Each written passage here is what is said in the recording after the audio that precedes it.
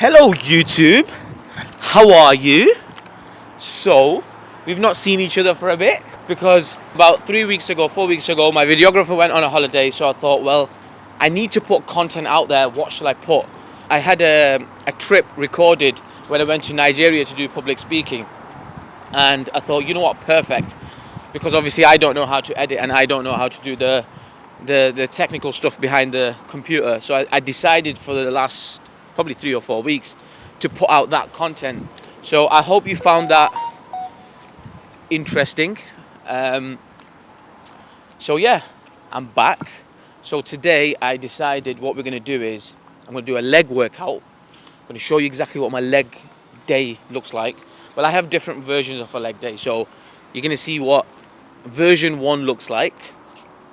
And then I've got a couple of meetings which you'll find interesting. I've got a meeting with a really nice guy. He basically is going to help me set up a streaming profile. And also, he said he wanted to speak to me about some investment opportunities, so I'm going to do that. I'm redoing my whole LinkedIn profile. So I am going to be meeting with Danny, who is going to help me sort that out. So that'll be an interesting conversation for you as well. So let's go now and do a leg workout.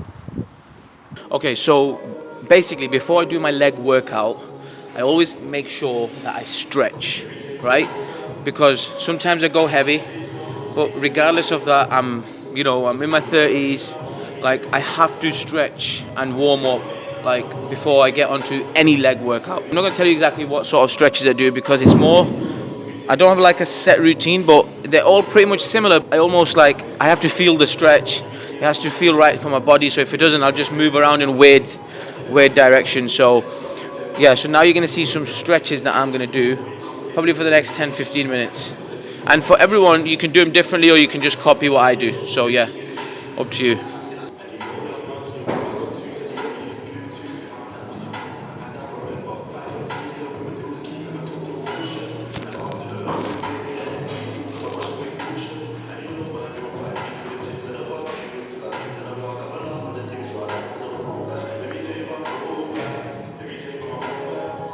See when I done that? When I done that there, it just cracked. There's a technique to do it.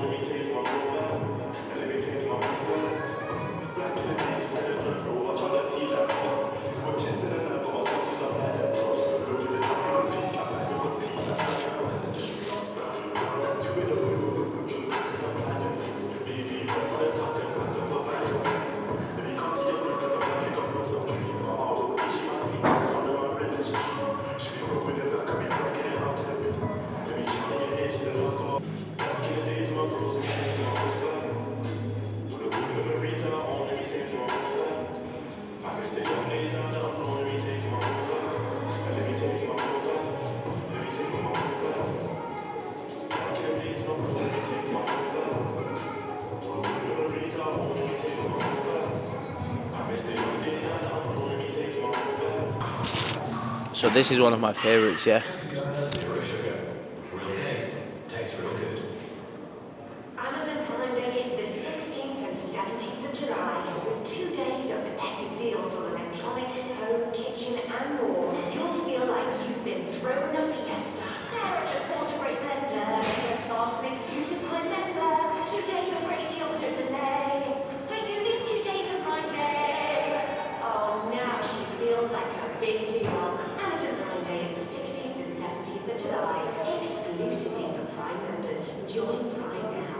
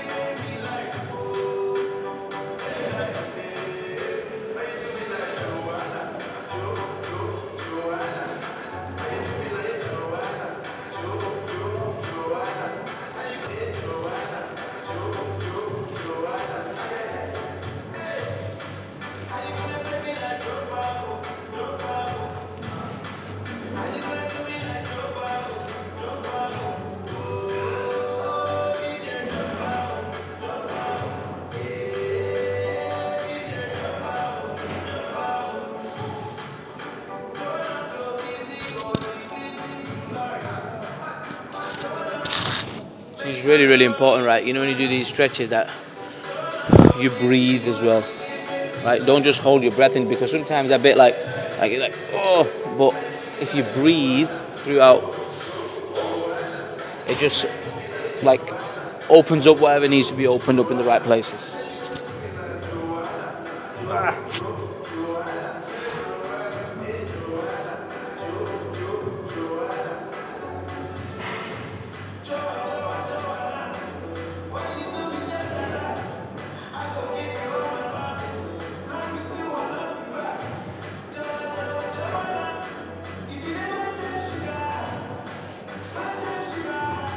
See, like most of us sleep probably wrong. We wake up with neck pains and this pain, all my back's hurting, all my knees hurting.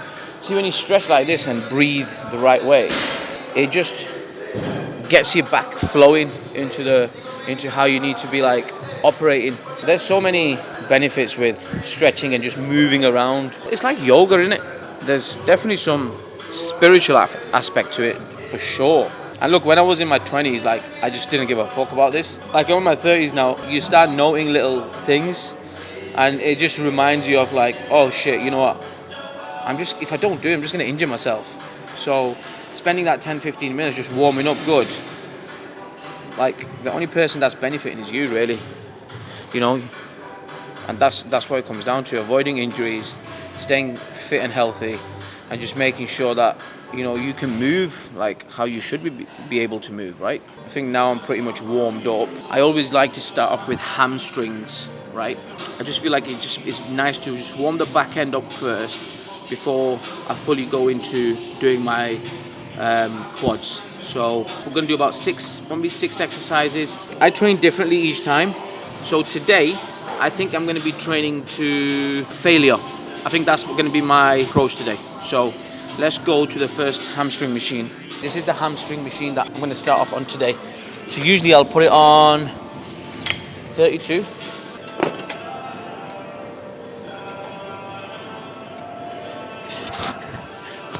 Yeah.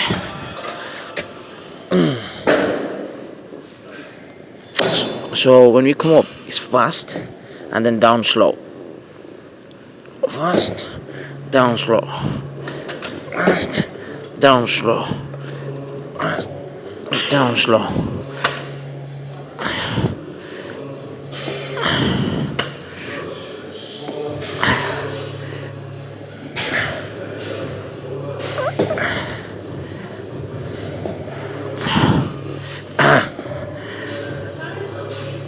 It's all about technique.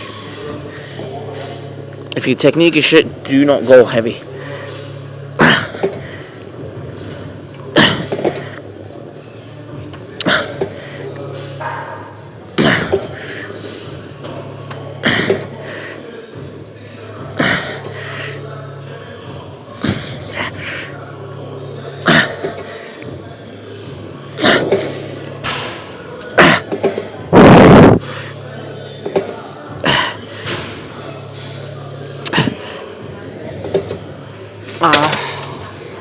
Woo. Whoa. That was not easy.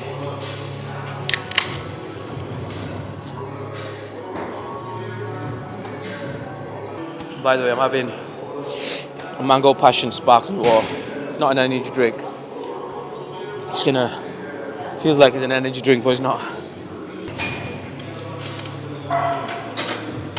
So that was about 31, 32 reps, yeah. I put the weight heavier now. I'm going to do 3 sets on here. When it comes to like rest, your rest should be when you feel like you're ready to go. Ideally, it could be on the minimum end 60 seconds. On the maximum, I wouldn't rest more than 2 minutes. Because when you start going over 2 minutes, it's too much time. And if you're not recovering within 2 minutes, depending on obviously how heavy you go and what you do, that means there's something wrong in your recovery process. Up fast, down slow. Up fast, down slow. Fast, down slow.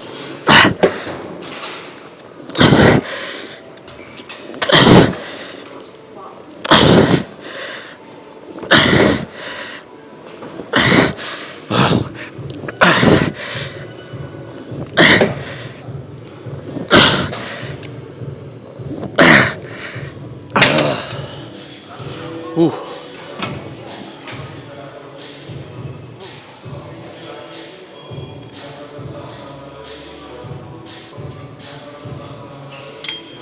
Let's go even more heavier. So I'll put it on 60 kg, I think. Right, let's go. Last one. Putting gonna go 5. So remember, up, when you go up, it's fast, and then when I come down, it's slow. But it's all about technique. If I feel like this is heavy, I'll just go down in weight. So.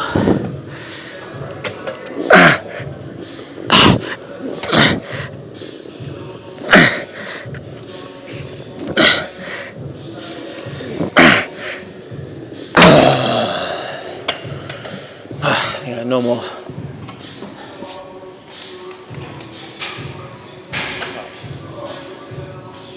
Let's go. We're gonna go there. So we're gonna go to do some split squats now. So on this machine, it's a squat rack. I usually do split squats on here, and I'm gonna show you the new way of how I do it. Remember, I've been training for 18 years. I like to push myself, and there's a few different ways you can do this, but I like to do it on this machine, and I'll explain to you why. So now you're just gonna watch me set it up first.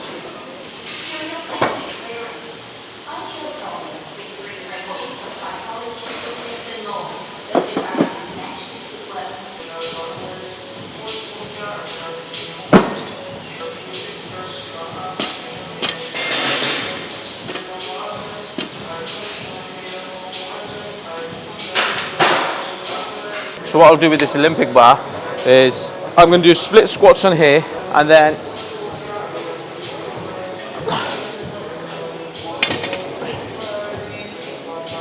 I'm going to do some ab rollouts. Okay, so when you do split squats, there's a few ways you can do it. You can either do it on the bench, so you can literally hold your weight, or you have no weight, and like a lunge, you'll put one leg on the back and you'll go all the way down with the weights. Imagine you've got weights, you can have no weights as well, and back up, right? And you do each leg. Now usually I find that pretty easy, so what I've decided to do is do it on a rack.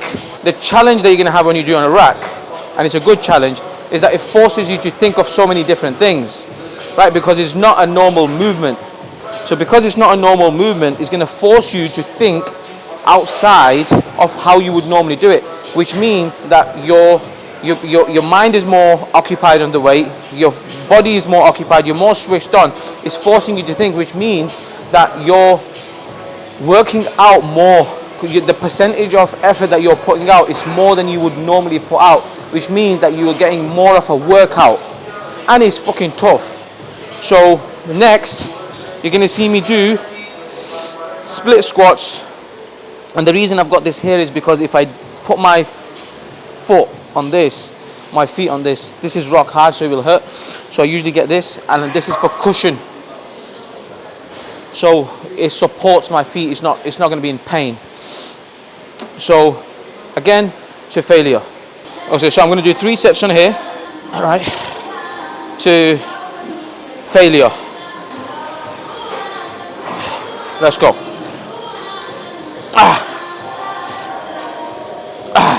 Check that out. Look how that deep that is. It's well deeper than that bench.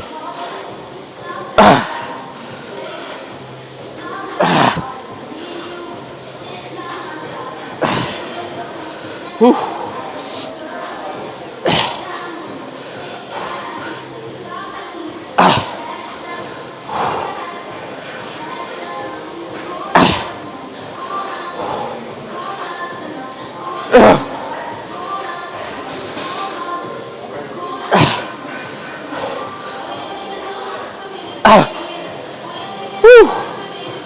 Right, switch legs.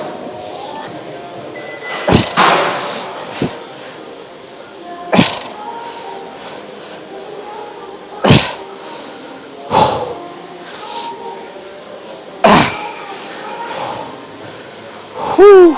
So fucking tough.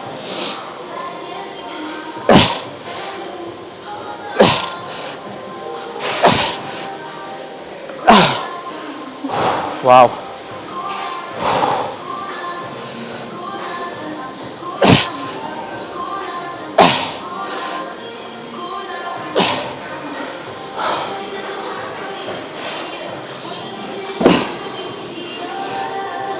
So first I'll do it with the weight, then straight away without the weights.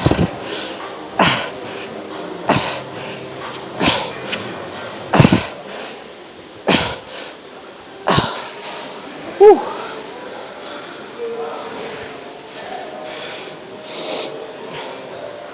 Motherfucker.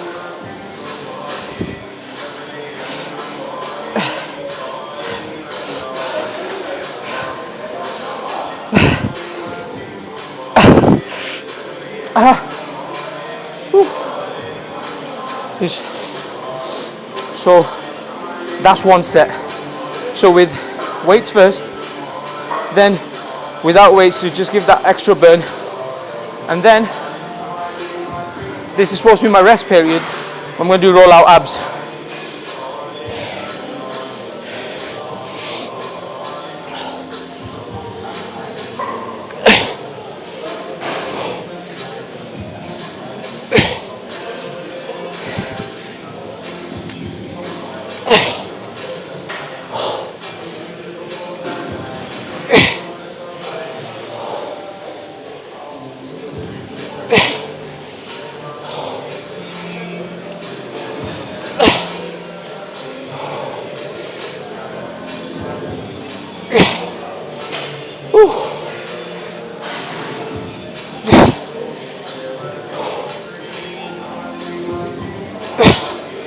So if you're watching this and you think I can't do ab rollouts and thinking it's a little bit hard, right? I know a lot of men find this hard, but women find this hard as well. You don't need to go all out. Just go to as much as you can. As long as you've got tension, that's what matters. So now I've done that and the umbrella. Now I'll rest for recovery, which might be, I don't know, probably looking at more close to 2 minutes. Now my quads are on fucking fire. If you're seeing why I've got legs that way and that way, it's just because I'm just making sure the blood flows in correctly. Again, remember, you're doing these to failure. If you're asking me a question, how do I know when I reach my failure? It's when your technique goes off. Even if your technique goes off and you feel like, yeah, I can still do another 5, don't do it. Because you're just doing 5 of the wrong ones and you're conditioning your brain that it's okay to do it. No, if you can genuinely do 7, good technique, and you know you can probably get another 7 out, but the technique's going to be shit, don't do it. So your failure stops at the point where your technique fucks off out the window. If any of you watching this, you want to do this leg session with me, and you're from Manchester, hit me up. We'll do one together.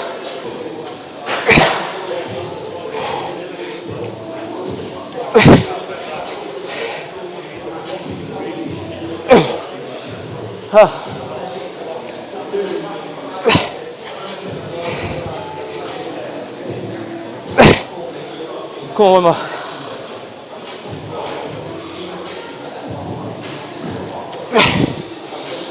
Yep, now rest down. Okay, that exercise is done. Now next is sumo squats. So legs wide, thumbs, I always find your thumbs, bring them together on the bar, right? So, like that. That's a good grip. It's a good balance grip. Then, legs wide. Right. Lift, squeeze, back down. Squeeze. Shoulders back as well, yeah? It's all about technique.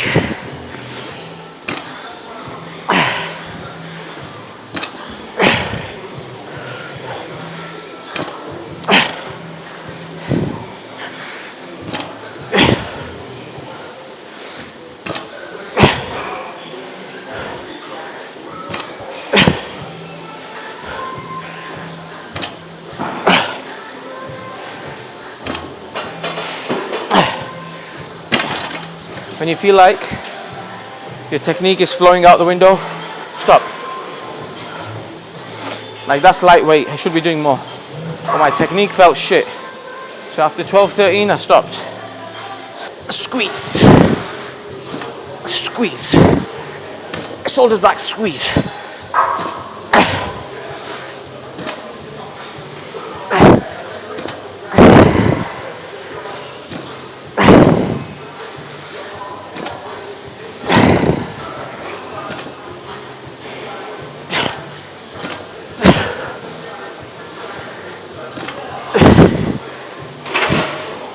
Yeah, I'm happy with that.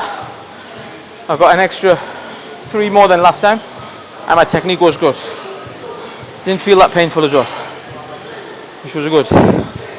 So, only 2 sets on here. And put this back.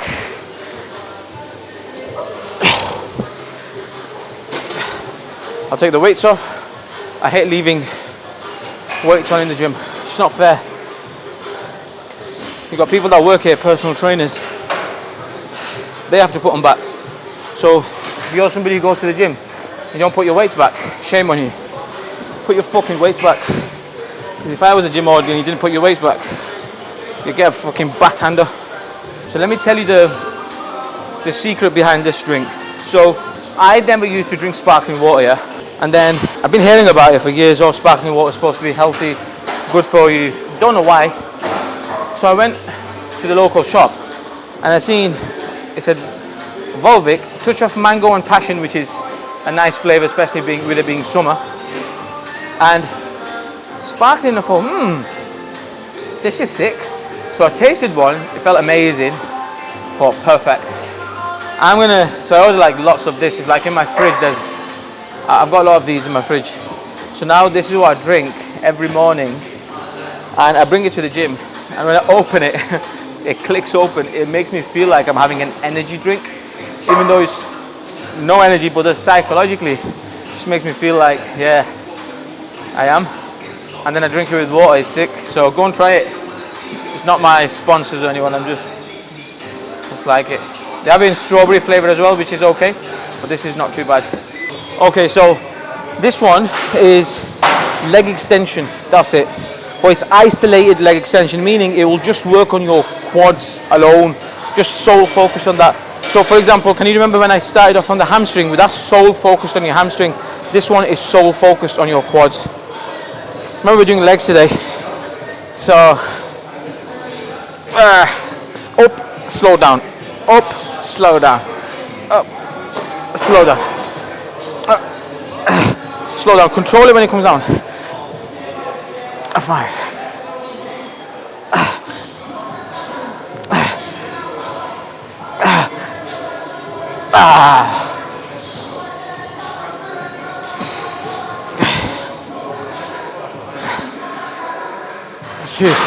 Fast up, slow down, slow down, fast up, slow down. All about technique. Woo. Again, to failure. I could have done a few more in there, but I just wanted to test it out. So I'm only going to do one more, but I'm going to go to failure. Now this exercise, it's glute driven. I'll tell you who loves this exercise. A lot of women love this exercise, right? But men, we should do it too. So I'm going to start off with 20s on each side, just to make sure I get my technique on point. So this is the starting point, yeah? Make sure your ass is pretty much down. Then, all the way up, like a bridge. All the way down, all the way up. 2. Fast up, slowly down. Fast up, slowly down. Fast up, slowly down. Look how clear the bridge is. So,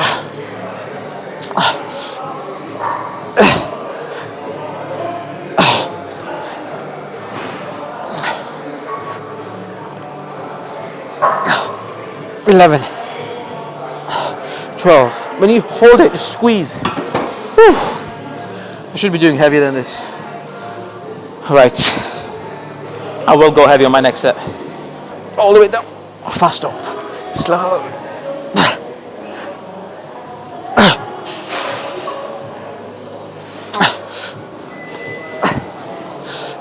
Let me give you a little tip here.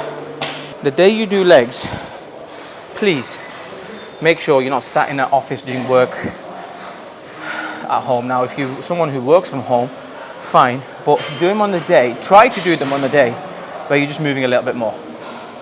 Like, you're definitely going to get an hour worth of walking or whatever. Because when you do a lot of legs, remember, like, your body's going to be a bit stiff down there because most people won't warm up or cool down or stretch.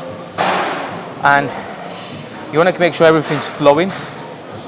And when you do upper body, you're making food, you know, you're picking groceries up, you're opening doors. There's a lot of movement going on when you do upper body, which means that you keep things flowing, keep things moving. But if you're going to do a leg workout and they're going to sit down in an office for 8 hours, well, they're not going to recover as fast. Now, we're on this, which is leg extension, leg press. Now, with the leg press, it does a few things, right? It does your outer quads, it does your hamstrings as well, depending where you put your feet, and it does your ass as well. So this is a really good one. And then from there, I'm going to finish it off on some of these. So which motherfucker was here? Whoever, this dickhead that was here, he's not put the weights back. And this is what really pisses me off now. Look at all these weights on here, right? So this is 60, 60, 60, 60. It's like 240 kg on here. Right, come this side as well. Show, like, which dickhead done this? Now this is what pisses me off, because imagine someone, like, imagine a girl now, like, okay, I can, even probably this is heavy for me, right? But imagine like a woman that needs to come on here now, right? How the fuck is she gonna take all these off? Well, she can take them off, but it's just an extra work. Like, people have no common sense. Like I say, common sense is not fucking common. Like, if this was me and I seen this, like, I'd say to the person, come on bro, at least fucking put the weights back. This exercise can work more on quad focus or more on hamstring or whatever, yeah? But it depends where you put your feet. So if you decide to put your feet inner, well, it's gonna work more here. If you decide to keep it lower and still here, it's still gonna work your quads and your ass and up here, yeah? But the more up you put this higher, the more hamstrings is going to do. So because I don't want it to work on just my quads, I want it to work more on, like, in between hamstrings and there, this area. So I'm not going to put it all the way up, but I'm going to put it like 3/4 way up. Right? So let me get this off the rack. Like, I'll put my feet there. Right? So that's the deep. You need to go deep. Slowly down. Push up. Slowly down. Push up. 6, 7, 8, 9, 11. Slowly up. Push up.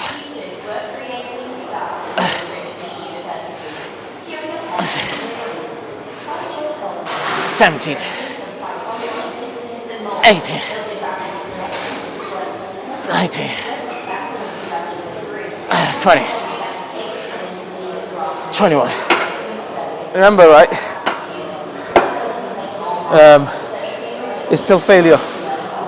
I think I've got 3 versions of a leg workout I do. One is more hip focused, so it's more like a circuit focused. This is more strength and a little bit endurance focused. Then I've got another one which is just strength focused. I'm going to do strength focused. That can't be done every week or something like that. I do that once every 6 to 10 weeks. Yeah, probably twice every 3 months. So probably 6 times throughout the year. And the reason you can't do that every time is because you'll understand this if you work out a lot. Like we go through deload phase and then loading phase, right? Meaning there's not every week you can feel strong like that. It doesn't make sense. You have to give your body time to rest. And there's periods where I'm on deload a lot. But when I do strength workout without confusing you, like what's he talking about? Then what I will do is I will fill the rack up to the heaviest I can and do how many 1 to 3 reps I can do. Sometimes I'll push myself to 5, 6, but no more than that. So obviously it has to be heavy. Right. 2.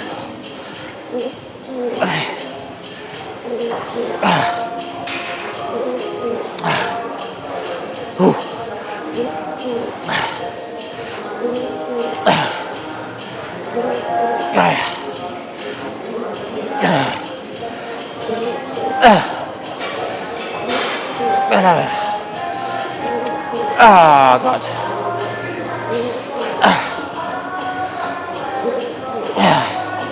Slowly down. Technique. Push up. Technique.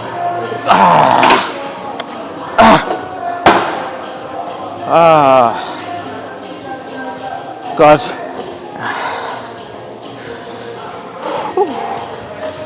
Put the weights back. 1 exercise left. Put the weights back, motherfuckers. Don't go and train and leave weights for somebody else to take off. How can you even do that in the gym? I do not have any shame. Common sense is really not common these days. And that's why people leave them, right? Put the fucking weights back. So let me tell you something about this machine. Really good machine. You can do deadlifts on there, you can do back, you can literally hold here and do squats, right? So many things you can do on this machine. This is a bit of an advanced machine, so if you're new to training, maybe I wouldn't use this yet. But for you OGs, know what the fuck this time it is. Know what time it is. What I'm going to do on here is a Romanian deadlift. Usually I would get a bar and I would do it on a rack. But to do it on this, I found it's a lot more harder. It forces you to just work out that tiny bit harder, which is exactly what I need. Bear in mind, this is my last exercise. So I am going to push myself. I'll push myself through every single one. Starting position is this. So squat down, lift it, and then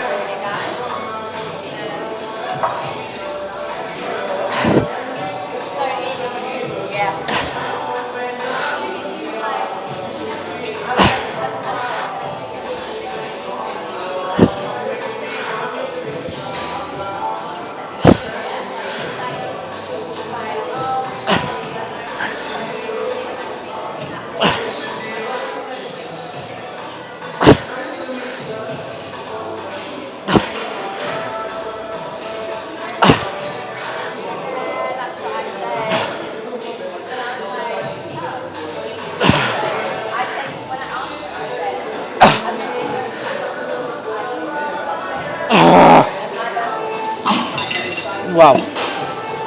Wow. Okay. Okay. Fucking seeing stars. So, as I was doing that, my legs were shaking. My last exercise, Romanian deadlift. Very tough. Very, very tough.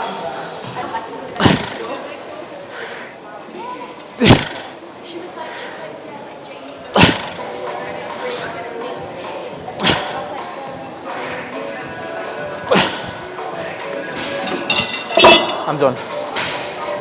Done. It's 11:20. I've got this much left to drink my 1.5 litre.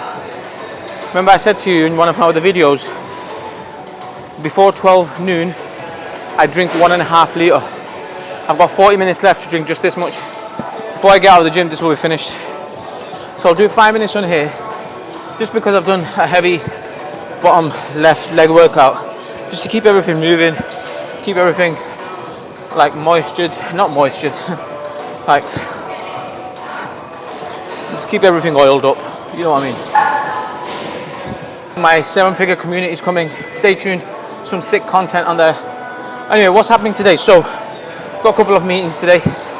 So I wanted to show you leg workout.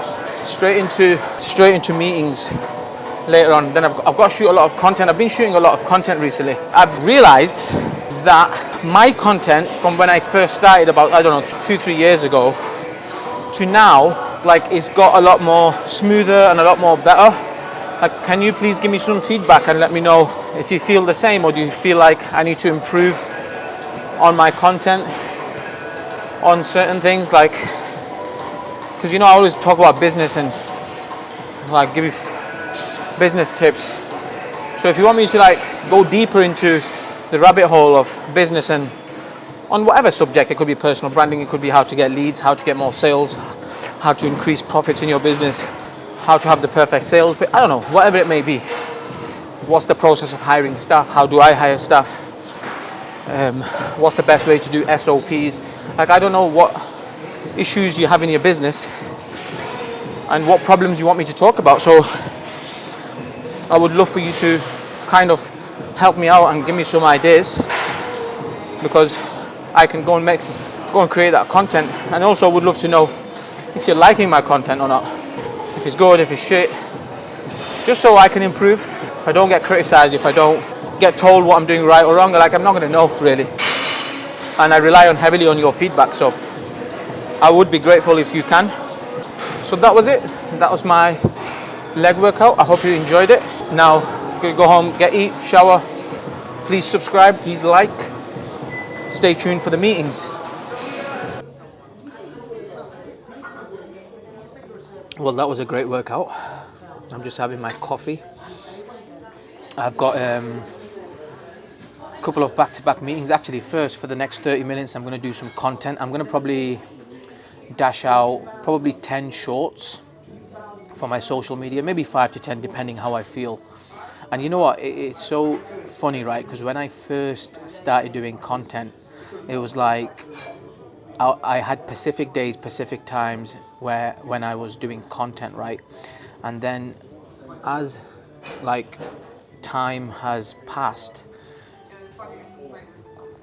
me doing my content strategy has changed a lot, like in how I approach content now and how I do it. And like I'm recording some videos to explain how I do it, what's my process, step 1, step 2, step 3, right? And it's very much aligned with how I feel and my flow, right? So for example, if I've just had terrible news, or if I've just had bad news, or if I've just emotionally not there, like I'll struggle to do content, right? Where I know a lot of people, they have a fixed time, like I'm going to do it Tuesday, 6 p.m. is my content time. Well, guess what? What if, something's happened that morning where you're emotionally really, like, your emotions are high, right? And if your emotions are high, your intelligence is going to be very much low. Doesn't matter how smart you are, right? So in that moment, I very much struggle to do content. So anyway, so I'm going to whack out probably 10 shorts. And yeah, let me know how compared to a few years ago, let me know how my content is. If you are finding it valuable, if you are finding it like really helpful, that will be good feedback for me. So I'm going to do 10 shorts. Then I have a meeting at around 4:30 p.m. The person's going to be here sharp 4:30 p.m. till 5, which is a 30 minutes meeting.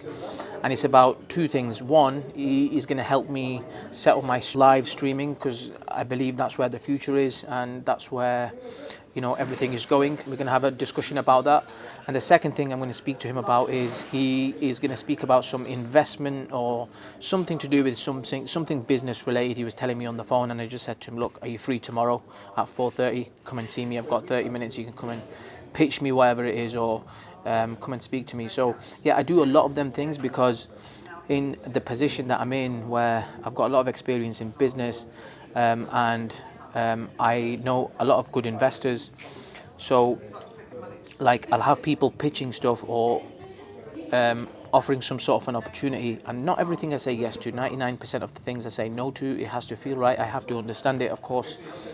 So yeah, let's see what he says. We'll record some of that so you can watch that.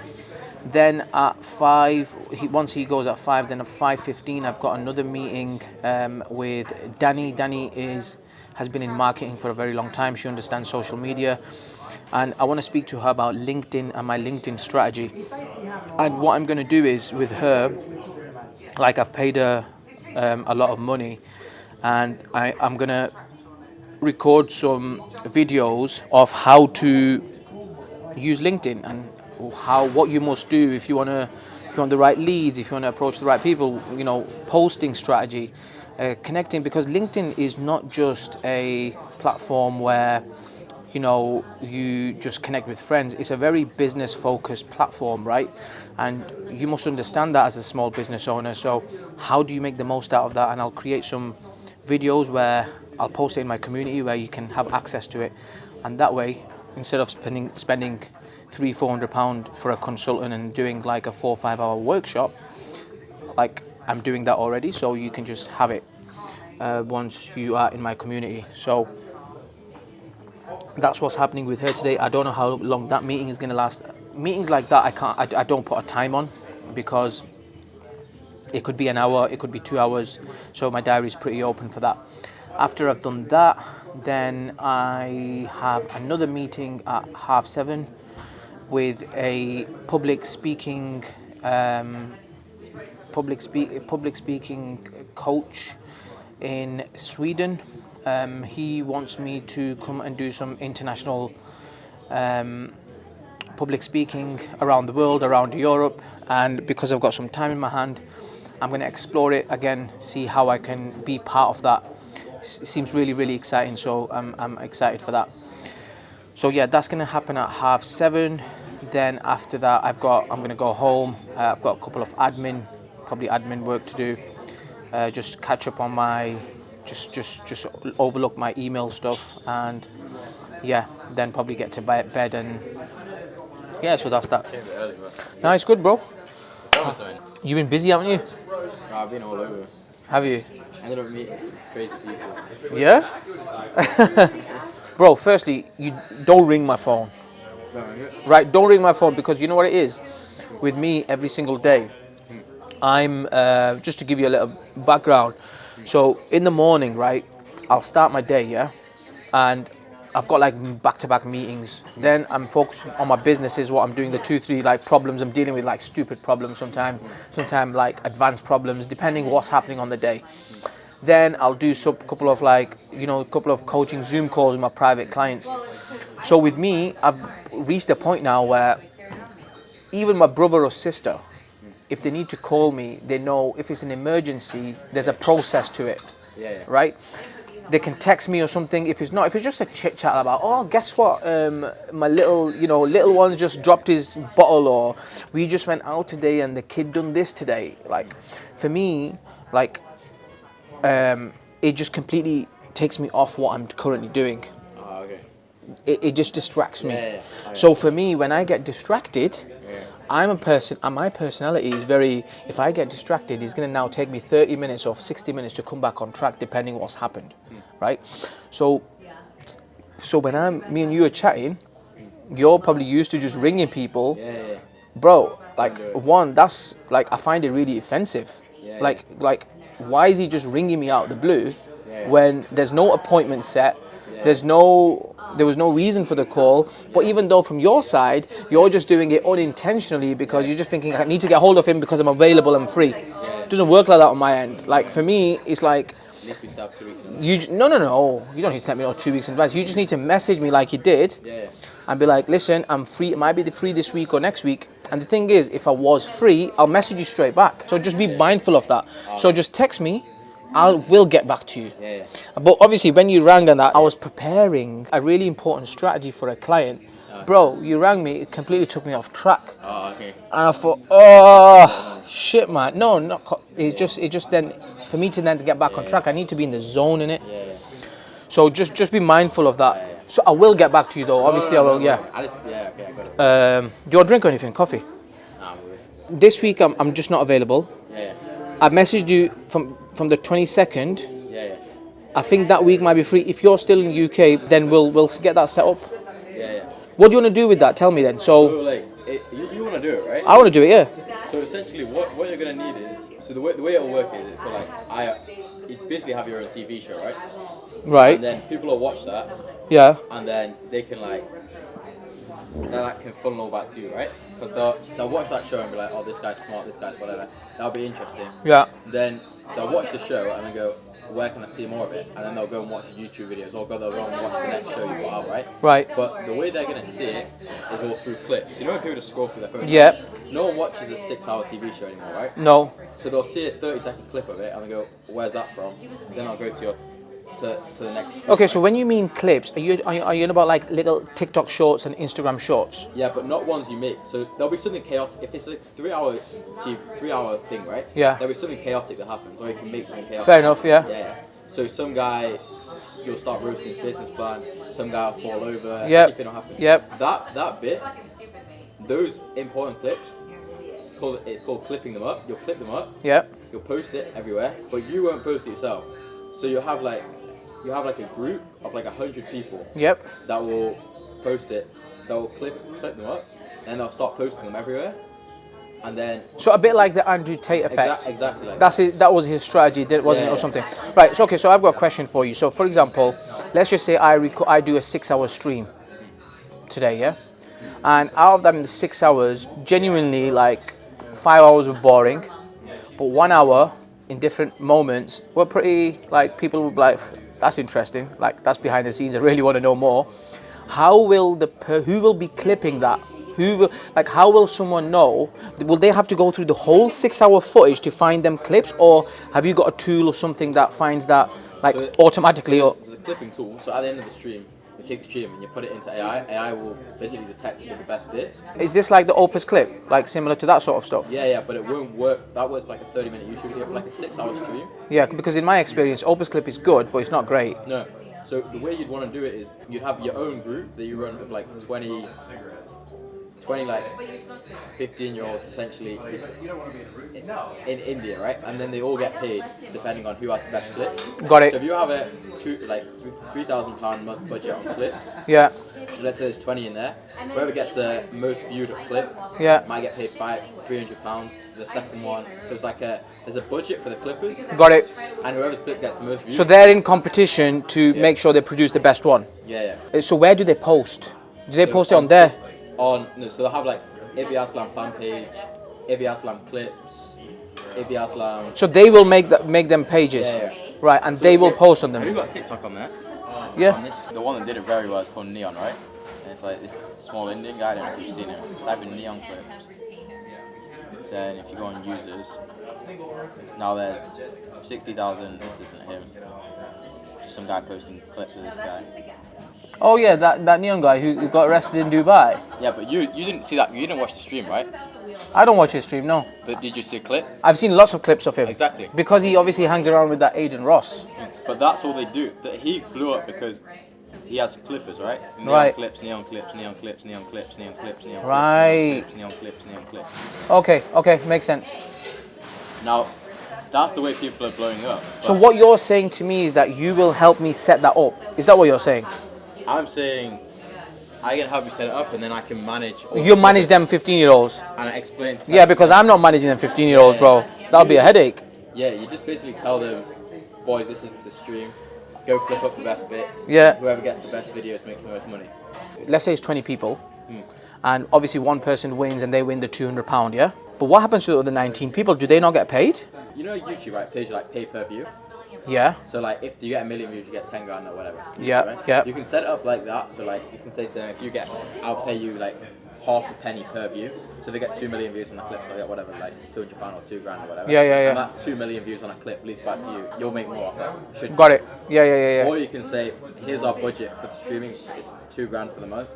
Whoever's first gets 500. Whoever's last gets £50. Got it. So they'll all get paid something. Yeah. What do you think from what you've heard and here and there is what is a good budget to set for something like this? So I would say that To test something out. To test something out, probably like $2,000, something like that. So you think just to test it out, we should spend $2,000? It depends. Like, if you spend $2,000, you'll know if it works or not, right? Yeah. Now, But is it though? Is that right, or do you think it should be more or it should be less? here's the thing, right? You can say your budget as $2,000, but then if they start getting more views, then you'll get more sales and you can just pay them more. Yeah, yeah. Because you don't have to pay them. It's not YouTube, right? It's not an automated system where it's in a software and it pays out straight away, right? Yeah, yeah, yeah. You'll pay out at the end of the month. So if you said, this is the amount of views you'll pay you, and then it turns out at the end of the month you've got 50 times more views. Yeah. But you'll have 50 times more sales now. Yeah, yeah, yeah. So you just say, oh, the budget was 2,000, but you've all done really well. Here's 5,000. I'm now thinking about my product, right? Let's just say India, yeah? Somebody up there, if they have a TikTok page, Ibby Aslam clips or Ibby Aslam fan, whatever, when you post in their country... That content will be posted in the US and UK. Huh? That content will be posted into US, UK, TikTok. But the IP and can... If you have a US SIM, they'll have a US SIM card. So that's what I'm saying, yeah? Yeah, yeah. But how will they have a US SIM if they're based in India or if they're based in... You can just buy one, like £1 in India. You just put it in your phone. Or you can tell them... What, a US SIM card? Yeah, or you can tell them, if you want to do it an easier way, you can own the 30 pages yourself, and you can tell them to make the clips for you, and you just post them yourself. Okay, well, I think this is something we need to discuss, this strategy. The reason I say that is because I've got some experience. You know, where I had somebody in Pakistan, and they were posting my TikTok videos, right? Because, you know, with TikTok, you're only allowed one account per number, right? So because they was registered in Pakistan, when they was posting the videos, it was only picking it up in the algorithms up there. The videos weren't traveling like to USA and Europe and UK. From there, then what I done was I switched it to found someone local, and then things started straightening out. Like the people that were following me said, oh, we've started seeing your content again. It comes up on our FYP page. But when they was doing it from there, so maybe that's something we just need to look at. The thing is, you can get the people doing it in India, but you can also find kids and stuff. Not sounds bad. You can find people in the US, UK that will do it, and your budget wouldn't have to increase that much anyway, because a 14-year-old kid, right? Yeah. All they want is views and attention, right? Anyway. Yeah, so yeah. you can say to them, you'll post a Ibby guy and you'll have a page of 100,000 views. They're not even that. They're more interested to have 100,000. Yeah, views. true. And the second thing is now that 3 years ago it was a hard sell, right? Yep. Now TikTok pays them for views anyway, and they need content to post. Yep. So they'll actually get paid more by TikTok than you'll pay them anyway. Yeah. So as long as they have something good to post. Wait a minute, how will TikTok pay them more? Well, because TikTok now pays like 1p per a million views. They might pay more, they might pay less. So obviously I need to just produce good content, really, innit? Ultimately, Yeah. that's what it's going to come down to. If I'm shit, then everything's shit. What it comes down to is, if these kids can get views from your videos, they'll make money, you'll make money. Everyone will make money, yeah. Let's get this streaming going in 2 weeks, and then we'll get that going straight away. So what we'll do is, for now, if you're going to come to mine on the week of 22nd, we set that up. So what we'll do is now, provisionally, let's put down for the month of August that we test this. Do you want me to get everything set up with like the cameras, the streaming, just so when it's the 22nd, I can say all the cameras are linked, everything's linked. I can have the group set up of the people. Bro, do everything. Let's just do Everything? it. Yeah, let's do everything. But remember, right? I might be traveling in the next in August, right? Yeah. So, ideally, yes, I've got a studio where at home where we can do all that from. And when I'm like sat down somewhere, it's fine. But bro, I want it on my phone as well. I've just been asked to come to Singapore to do some workshops on business, right? So if I have to go there for 2 weeks, because if my setup's at home, can I take it with me on road? You'd probably want a cameraman, but would the content be that good? Maybe you'd think it would be. I don't know. Gary Vee does it. But he doesn't post like streams. But I wouldn't mind like putting it on my, you know. You kind of, that's what like. It's a software I'm thinking, innit? Like, yeah, that's what I mean. They follow themselves walking around. You could do it. Yeah, that's what I'm saying. What's this other investment that India thing? What's this India opportunity? Tell me about it. Yeah. So essentially, I don't know if I told you, but No. my good friend, he's the head of business. So head of development for what? Head of business development for the Prime Minister's Office of India. Okay. So basically, India's like the economy, right? The market's going to be emerging like in the next 5 years. Like within 5 years, the economy will be as strong as like China, Yeah. UK, US. So essentially, there's like lots of real estate opportunities where he's like, if you can come in now, then it's basically a 10x. It sounds like a scam, but essentially the real estate value will go a lot more within 5 years. And there's one big opportunity, which would have to get financed by some big corporate banks that his dad already owns the land for. But in terms of like other real estate opportunities and opportunities within the Indian government and getting into like he's offered me, like you said, you can get in.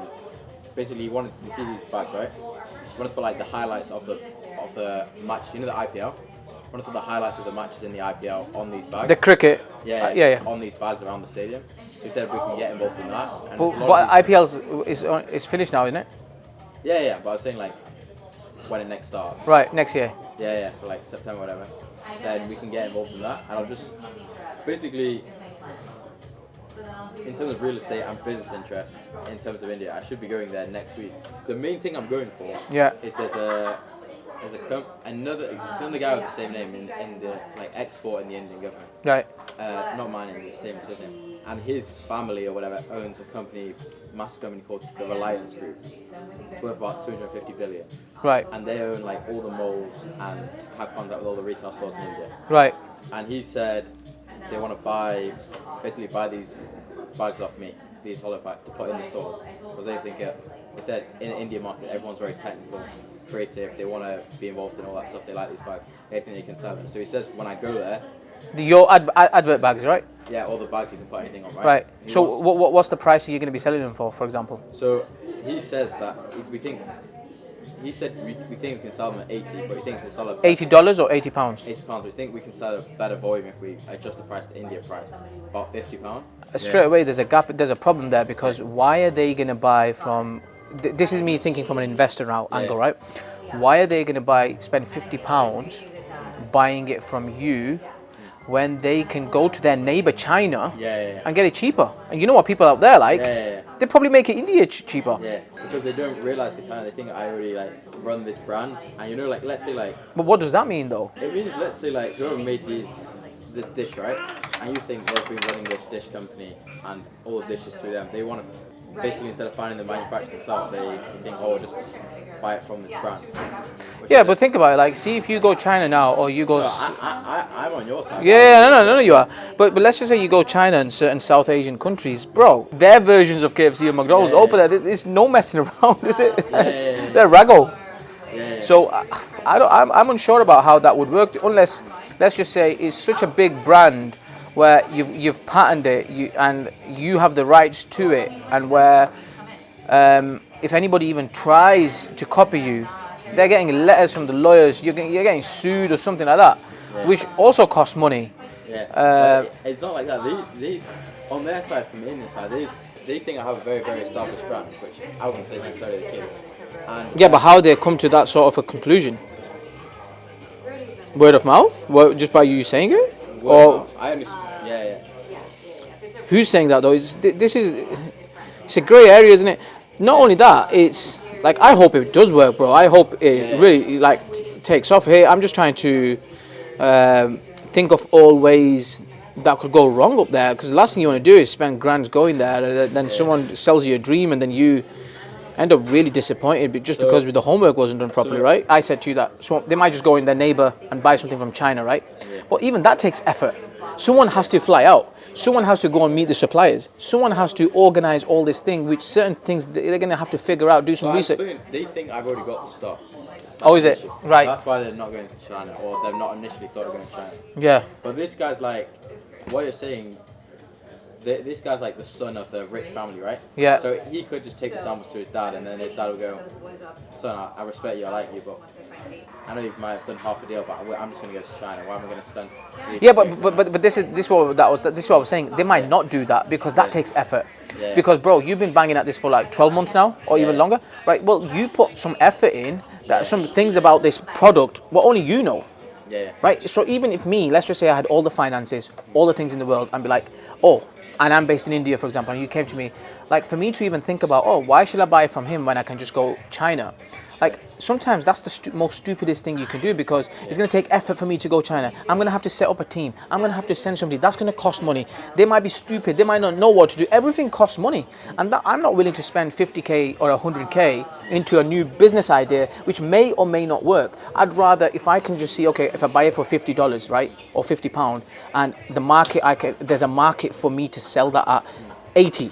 Well, no effort. You put all the work in. All I have to do is invest the first deposit or whatever it is, and suddenly we can make £30 on $30 on each product. Like that would make more sense to me to do that. So sometimes it can work, but I hope it does work for you. But just to go back onto the real estate, the property thing, I think that's a great thing, right? But there's a problem with that. My heritage, my parents and are from Pakistan, right? So it's the same opportunities in Pakistan right now, where sometimes my pops is up there and he's back and forth between Dubai, Saudi, and Pakistan, right? And he's always ringing and saying, "Listen, there's great opportunities." I'm talking like literally, you can buy something for like 20k UK, like a good commercial property, and like in 2 or 3 years, because it's just a hot area and it's developing so fast, in 2 years it'll be worth like at least, if not double or triple, right? So there is opportunities like that available right now even up there, right? The problem for me is, firstly, I'm not interested, right? Because I'm always thinking like, well, why would you go to Pakistan or India or Dubai to go and buy a property when you've got, because everything boils down to numbers. What's the purchase price? What's the cost to maintain it, and what am I going to sell it for, or what am I going to keep it for? What is it, right? And if the numbers, there's so many deals to be had on our doorsteps in UK, but you don't even have to do that. So I don't understand. Sometimes people get caught up in the shiny object syndrome and be like, "Oh yeah, I want a place in India, or I want a place in Dubai." If someone said Dubai, it would make a little bit more sense because there's a lot of benefits with tax. There's a lot of advantages by going Dubai, right? So I understand why a lot of people go there. But for someone to go into India and go and invest, firstly, they have to either be Indian. Well, I'm just thinking from a common sense angle, right? Like, okay, someone's gonna go there eventually. You're gonna go there. You've got some business happening there. Your kids are from India. You're gonna eventually, because your grandma's there, your heritage is there. You might. Otherwise, why am I gonna invest in India when I can just either one, invest on my doorstep, two, I have no intention to ever going India. What's the profit margin? It's not gonna be that hugely great where, like, I'll put 10 grand in, I'm gonna get 100 grand back in 6 months. Do you know what I'm trying to say? So it's like there's loads of things where it's at play here, and opportunities like that exist. Definitely they do, 100% they do. Because I've literally spoke to somebody. I'll show you this group chat where people keep posting stuff about opportunities in Dubai, in Africa, in Pakistan, not in India in that one, but it's the same thing. Yeah. And when I speak to people and say, "Oh, what do you think of investing in Dubai?" and I just say to them, "Do you have plans of moving Dubai?" Okay, no. Okay. Oh, what's the purchase price of what you're buying something for? Okay, let's just say it's a total 200 grand investment, 300 grand, let's say 250. Okay, well, what are you going to get back for it? Okay, when is it going to be completed by? Right. Okay, and then we figure out, after you pay the agents, after you pay solicitors, after the effort that you put in to go there a few times a year. Oh, well, guess what? By the end, I'm only going to probably make 15k or 20k. And the headache you went through, well, guess what? You could have done the same deal at your doorstep and probably made more profit with minimal input. So these are things that you just have to evaluate and think. Yeah, so I hear what you're saying though. Bro, I've got to shoot off. Yeah. I've got another meeting, so I need to prepare for that. I'll walk you out because I need to go toilet. Right. Good to see you, man. Bro, good luck with everything you're doing. You're on fire today. Danny, you're on fire. Talk to me. We'll start general. Yeah. Level. What about LinkedIn is currently working well for you? I'm going to answer these questions as honestly as I can. Like, I really don't know. I really don't know. Do you know why? Because I don't know what I'm looking at. Yeah. Naturally, I'm looking at followers, then I'm looking at engagement, then I'm looking at who are the people that are following me. I'm just confused. I actually don't know what's working well for me. I have got a subscribe to my newsletter link up there. So I believe I have had a few newsletter sign-ups through there. So possibly that's working for me. Yeah. I guess there's different levels of how you look at it. So it's like, how's your content doing? Like, are you happy with your engagement? Does your content, do people react to your content? Do you get comments? Yeah. So that's, I guess, one place to look. Another place, how active is your inbox? If you're reaching out to people, are you having quality conversations? And then I guess the ultimate goal is, between the content that you're posting and the conversations that you're having, are we actually converting any of these people into joining any of the programs, etc.? Yeah, no, because obviously none of that's going on. There's no connections getting made. There's no friend requests getting done. No one's reaching out to nobody at this stage. It's just because I put a pause to everything till. So at the moment, the only thing that's going on my LinkedIn is the post that I'm posting on Facebook, Instagram, YouTube Shorts. We're posting the same videos on LinkedIn, just in LinkedIn format, which is like similar to Facebook, just so it fits the bracket. What I've seen a lot on LinkedIn is that a lot of people don't do videos too much. They do a lot of like a post with a long copy, and it tends to work really well. I mix it up, but I have got a lot of videos out there. And also, Danny, like you remember when I first started this stuff, right? Like it's been years now, and obviously, like I'm years in now. Like my content, I look back at my content now, and I feel like okay, like that's valuable, and I would watch it now. Like where at the start, I was probably a little bit all over the place because I was probably finding myself, and I guess that's how everyone starts. But again, like I'm open to critique, and obviously for me, like I just want to improve everything on LinkedIn. Like I know this girl, she started in January, and she's literally had 10,000 followers since January, and she's not posting no more than I'm posting, obviously, but she's doing something different than what I'm doing. She's got really good likes, a lot of comments. Now I know sometimes like followers don't all mean anything, but like I want to know why my engagements, like I need to fix all that. Yeah. That'll be actually one of the points that we'll get to towards the end. Is like any individuals that you follow that you're like they're doing really well. What is the secret sauce? If you can send me their names or their links, I can actually take a look at their page as well. I will do. Yeah. But yeah, we'll revisit that at the end. But yeah, that'll be one thing for you to do. So I guess to summarise, we've done actually what's working well and what's not working so well. You're feeling more confident in the quality of your content that you're publishing. Yeah, definitely. Yeah. And you are publishing content consistent because it goes hand in hand with Facebook and Instagram. 100%, yeah. But the struggle comes from not always knowing what does good look like. You know, what data do you need to look at? Yep.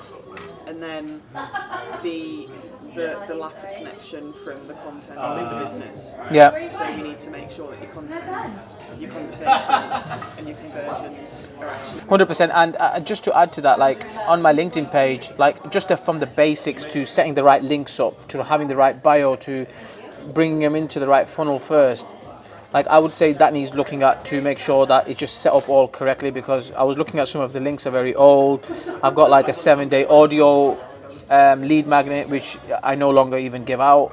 So there's a lot of things which are all over the place, which really need fixing. moving on. Where is it that we're trying to go? So that's like where are we now? Yeah. I guess the next one is where do we want to go? So.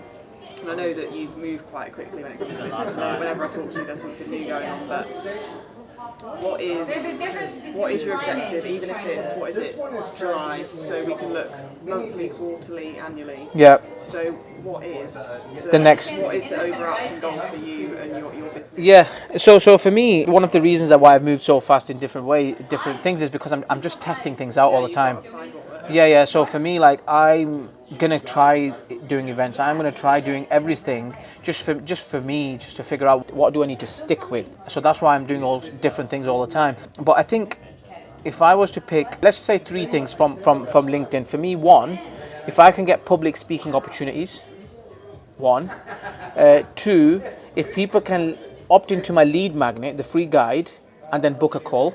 Even them 2 things, I will be more than happy. At the very same time, if I can get some public speaking opportunities, like I would be super happy with that, because I know everyone's on LinkedIn. Like I would just need to find the right people to connect with and be like, this is my CV. They'll look at it and be like, oh, we want him in our company, or like for a keynote speaker, stuff like that. Yeah, 100%. That's almost like a personal goal and then a business goal. Obviously, public speaking is business, but it's like you as an individual. Yep. And then, you know, the opt-ins and calls books is what contributes to the Yep. actual business machine. Yep. In terms of, so you want publish content, you want people opting into your lead gen, you want people like really enjoying that content and then booking a call with you. After they book a call with you, where do they go? So after they book a call with me, they jump on a call. Yeah. Now it depends on where they are. I break everything down in 3 categories in my business at the back end. You're a startup to 6K months. So you are, in my eyes, a startup when you're in that phase. From 6K to 20K. That's the growing phase. Then the next phase from there is 20K above to all the way to 100K. I would categorize that as scaling. So when I jump on a call with somebody, let's just say somebody is in, let's just say, starting phase. I'm in a job, I'm looking to start up a business, or I'm in my business, but I'm literally starting off, I'm stuck, I don't know what to do. Now, for them people, I can't help them because that's not my, even though I've been through that, that's not my speciality. So for them, I will offer them 2 things. I'll be like, hey, guess what? I've got a free book, I've got a book for you, you can have my book, or you can join my free community, where I have a lot of content where you can just learn for free. Because, Danny, I know a lot of people that charge like a lot of money for that as well. I've decided to just give that for free. And there's 2 reasons for that. One is selfish, one is selfless. Now, the selfish reason is because when they get close to their 4, 5, 6K, they're going to want to move on to my paid program. So for me, it's an incentive to get them to get 6K, so just so they can come into my world and let's help them start growing to 20K. So that's one reason. And the selfless reason is because I really want them to win. So like selfish and selfless. Now, let's say the person jumps on a call, they're not in the startup phase, or they have had enough, they don't want anything free, like, Ibby, how much is your paid version? I just want to be in your paid version. Then I'll sell them the paid version. But if they're already doing above 6K and they're like stuck at 6, 7, 8, 9, 10, then for them it doesn't make sense to go into the free community. They need more support, right? They need me to come and audit their business and be like, this is my bottlenecks, this is where the leaks are, and this is what you need to fix. They need more accountability and support like that. Then for them, I will sell them into my paid community, which is just an advanced version of my free community. That's it. So it's either tier 1 or tier 2. The other apart from that is the one-to-one. If they just want one-to-one, which is like a premium offer. Now, for someone to come into that, yes, the growing person can come, but if that's what they want. If they don't, then I would always encourage them to just go into the community. That's what I would do. So they don't. So they can go into the paid community and they can add one-to-ones on top of that. If they go into the paid community, if they then want to do one-to-one with me, they have that option available if they choose to. Okay. But that's one-to-one is very expensive with me. So it's like I would now some people would want that service, and that's fine. But normally, I would, like I said, encourage them to go into the community because I'm still jumping on group coaching calls there every week. Okay, yeah, group calls nice. Group, they can ask questions. they can ask questions like it's just not one-to-one. Yeah. They can still get all the answers what they need, and they get to connect with other community people. So, but it's still some people that want that one-to-one. Like, I'm a one-to-one person. How much is it for your time? Can I just connect with you and just have like a few hours, and then I don't mind going into the group or whatever? Imagine doing this, but I'm talking to 8 Yeah. But there's a lot of advantages in that as well. True. But there's a time and place for it. But Yeah. Some people don't want that. They're a bit shy. They're like, we just want the VIP service. That's not something I would like sell a startup or someone in growth. Yeah. I would just say, listen, go in the community, and if you really want the one-to-one and feel like you need that help, then come to me at that point and we'll figure it out. Yeah. But it's not something I would sell. But now if someone came to me, they were doing 20K or 30K already, I'd be like, Ibby, what do I need to do to get to 100K? Now maybe for them, I'd be like, listen, do a couple of one-to-one sessions, come into my one-to-one, and because you're just too busy for group coaching. So it's all, I will assess that on the phone call of who they are and where they are, and then say, listen, this is best for you, or this is best for you. What do you think? That's what I will do.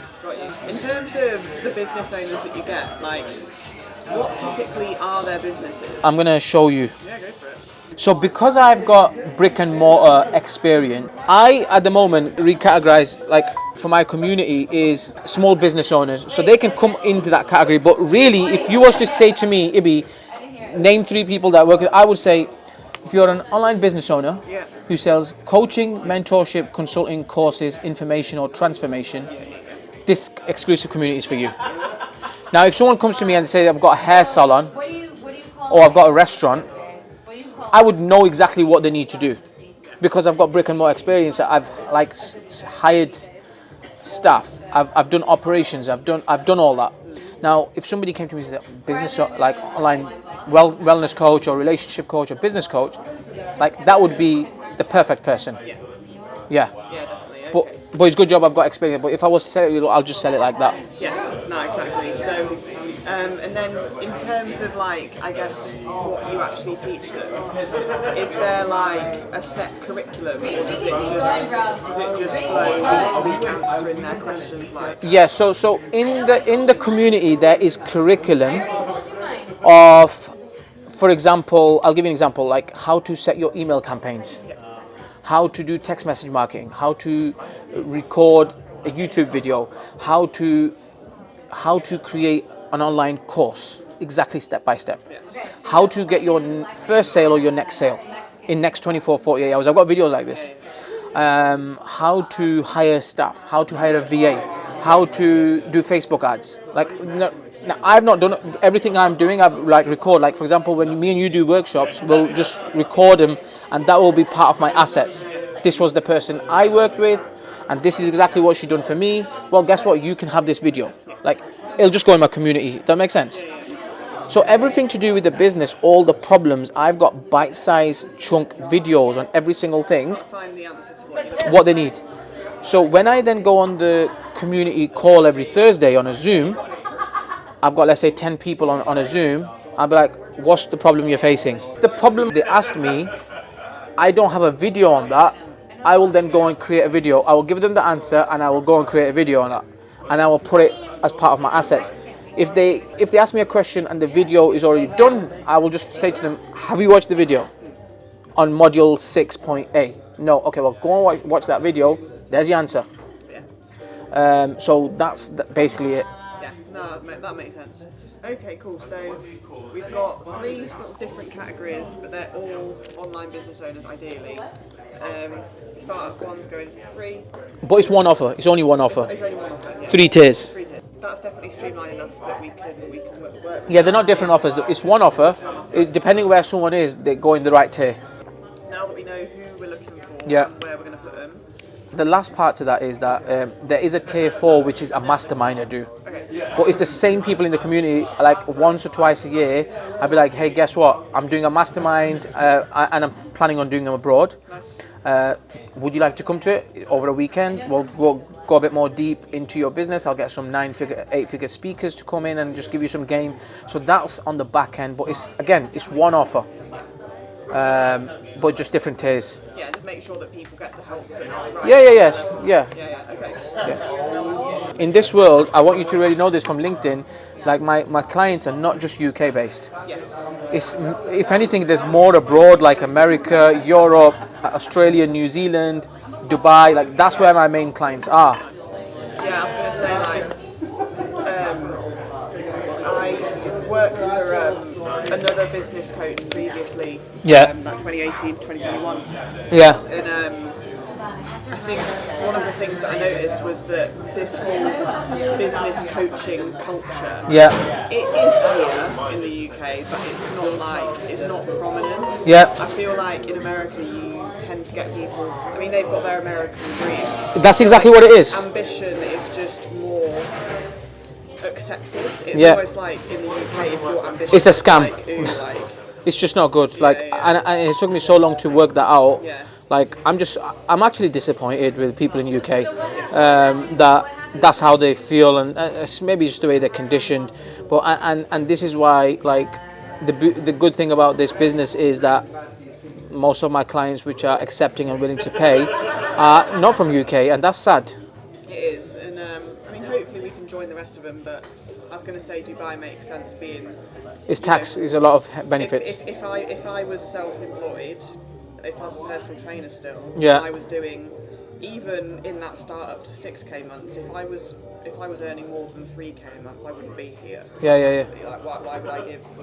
Yeah. Why would I give 20% of tax? Honestly, Danny, this is why, like, I decided, like, for the first people who have not even reached the 6k and are in jobs or want some sort of startup business, I promise you, I just thought I'll do everything free for you, because you know what, like, I know a lot of people are charging money for that. I'm not going to charge you, but I want you to get to 6k, and then, or you pay me for my paid one, and we've got, you got more access to me. So all levels are just for access. Yeah, that's it. That's it.